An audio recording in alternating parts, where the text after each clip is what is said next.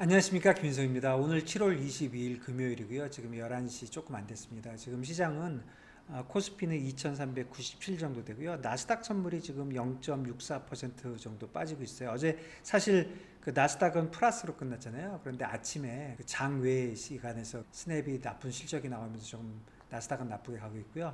그 다음에 코스피는 조금 그 실망스럽게도 최근에 못 오르고 있고, 그리고 오늘도 보면은 그 기관이 또 팔고 있거든요. 근데 기관이 지난 6거래일 동안 계속 팔았어요.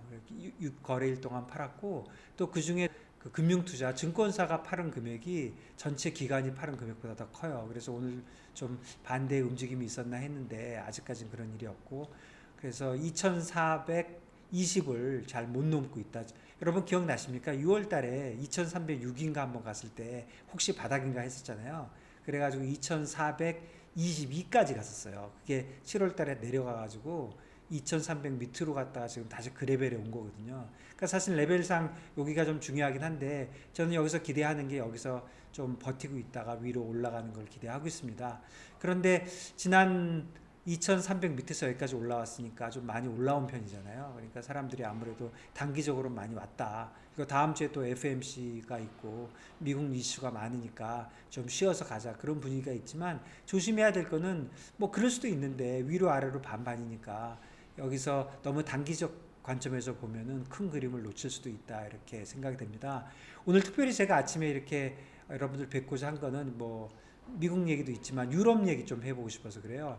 이번 주에 유럽에서 두 가지 뉴스가 있었는데, 하나는 그 가스관, 그 러시아에서 노르트 스트림인가요? 그거를 11일인가 한 2주 전에 정비를 한다고 막았었거든요, 러시아가. 그래서 원래 21일 날 재개하기로 돼 있는 건데 시장에서 별로 안 믿었죠. 이것들이 그걸 핑계로 해서 가스관 공급을 막을지도 모른다, 이런 생각을 했는데, 실제로 어저께 그저께 그 뉴스가, 특히 그저께 뉴스가 안 막을 것 같다, 그런 뉴스가 나면서 올랐고, 그게 사실은 유럽을 조금 시장을 좋게 만들었죠. 또 한 가지 뉴스는 22 뉴스고요. 22는 어젯밤에 50bp 올렸는데 유럽이 11년 만에 올린 거라 그래요. 그리고 마이너스 금리, 마이너스 0.5에서 이제 0으로 만들었는데, 유럽의 기준금리는 이렇게 예금 금리, 또 레피라는 금리, 뭐 여러 가지가 있지만 그냥 예금 금리가 제일 낮은 건데, 그걸로 보면은 마이너스 0.5에서 이제 0% 됐다.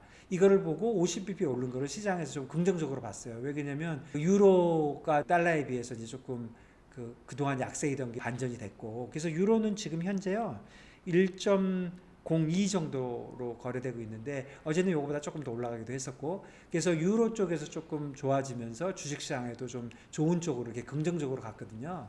이 두 가지 뉴스가 유럽을 좀 긍정적으로 한 건데, 조금 냉정하게 생각해 보면 이게 정말 그렇게 계속 잘 갈 수 있느냐 하는 게 오늘의 주제인데요. 우선 첫 번째, 그 가스관 문제는 뭐 그런 식으로 정리가 되는 것 같았는데, 푸틴이 또 여기저기 나오면서 터빈, 그 가스관을 하는 거를 캐나다가 만들고 있는데 캐나다가 안 줘서 못할 것 같다는 등, 뭐 또 이런 또 이상한 소리 자꾸 하거든요. 그러니까 자꾸 이 가스 문제를 자기네 유리한 패라고 보고 자기가 뭔가 유리한 거를 가져가려고 하니까 이 가스 문제가 그렇게 쉽지 않을 것이다 하는 게 제 생각이고요. 또 하나는 어저께 어떤 스트래티지스트가 이런 얘기했는데, 유럽의 가스 문제가 그 테일 리스크에서 코어 리스크가 됐다, 이런 얘기를 한 사람이 있었어요. 굉장히 맞는 말인 것 같아요. 테일 리스크라는 거는 뭐 일어날 것 같진 않지만 일어나면 굉장히 힘든 그런 리스크란 뜻이잖아요. 그런데 뭐 이제 그런 거라기보다는 그 가스관 이슈가 이제 코어 리스크가 된 것 같습니다. 그래서 이 가스관 관련된 거, 이런 문제들이 그렇게 낙관적으로 잘 되지는 않을 것이다. 그래서 어제 이번 주에 그 유럽에서 좋았던 문제를 과연 계속 잘 나갈 것인지를 제가 의심을 하고 있는 거고요. 그 다음에 22가 50bp 올린 이 두 번째 이슈에 대해서 좀 시장은 굉장히 긍정적으로 봤는데, 뭐 그럴 수 있다고 생각해요. 왜 그러냐면 유럽도 엄청 높거든요, 지금.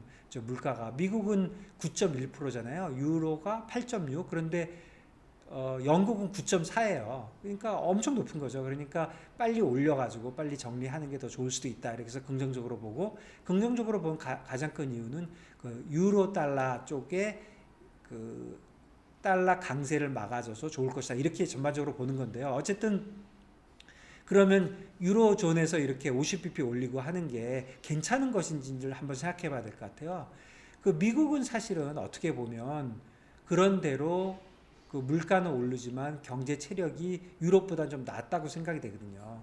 근데 유럽은 더 나빠요. 사실은 경제 체력도 더 나쁘고 그렇기 때문에 사실 일찍 못 올린 건데 이제 와서 따라오면서 저렇게 바짝 올리게 되면은 과연 유럽이 괜찮을런지 그게 걱정이 되고 만일에 스태그플레이션이 전 세계적으로 문제가 된다면 가장 문제가 될 지역은 저는 유럽이라고 생각합니다. 그래서 스태그플레이션 문제가 있는데 유럽이 많이 못 쫓아올 것이다. 그런 생각이 좀 들고요.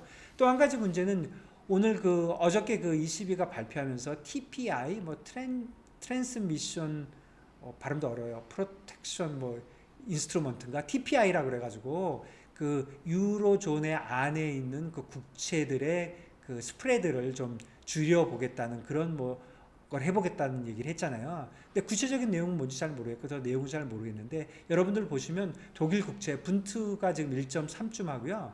이태리 국채가 3.7쯤 해가지고 차이가 220bp가 넘어요. 그래서 결국 유럽 쪽에서 저는 이런 크레딧 문제가 일어날 수도 있다 이렇게 생각을 합니다. 어저께 드라기 총재가 또 뭐 총리에서 물러난 것도 이태리에서 있었지만 그거보다 더 중요한 거는 이 스프레드가 벌어지면서 유럽 쪽에서는 아무래도 그 유로로 해가지고 환율과 이자율을 하나로 묶어놓은 거잖아요. 그렇다면 결국 터질 곳은 크레딧이다 이렇게 봅니다. 그래서 유럽의 이슈가 지금 두 가지 이슈가 이번 주에 나오면서 비교적 무난하게 해결이 됐는데 저는 두 개 다 이슈가 있다 이렇게 생각이 됩니다. 그래서 유럽 쪽의 이슈가 항상 우리의 뇌관이다. 나쁜 쪽으로 이렇게 생각이 되고요.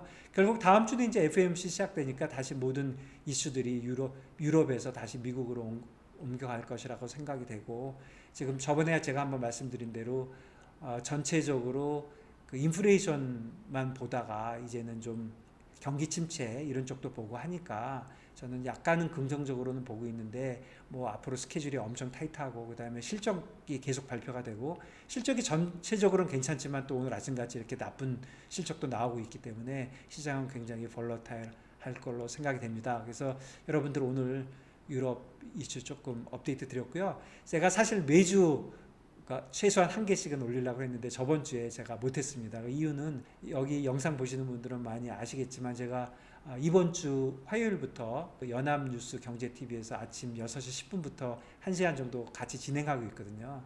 그래서 그거 준비하고 어쩌다 보니까 조금 못했고요. 제가 일주일 해보니까 6시 10분에 시작하니까 완전 새벽에 일어나야 되잖아요. 그래서 제가 그 생활에 크게 두 가지가 변했습니다. 하나는 그냥 정상적으로 이렇게 하다가 새벽에 일찍 일어나니까 저녁에 일찍 자고 하는 그런 제 루틴이 좀 변했고요. 두 번째는 이 방송을 시작하면서 디스플린이라고 그럴까 아니면 규범이라고 그럴까 절제라고 그럴까 제가 앞으로는 그동안 제가 은퇴한 지 한 5년 좀 넘었는데 5년 동안 금융거래 이런 거 많이 했거든요. 그랬는데 제가 방송하는 동안은 그런 거는 전혀 하지 않도록 그렇게 하려고 합니다.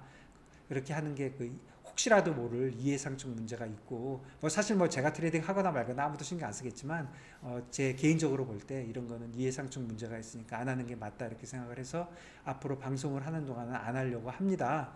오늘 여러분 여기까지고요. 제가 또 좋은 뉴스나 아니면 제가 아무래도 시장에 대해서 다 익스포저가 많이 넓어졌으니까 생각 있을 때마다 올리도록 하겠습니다. 여러분 다음 시간에 다시 뵙겠습니다. 감사합니다.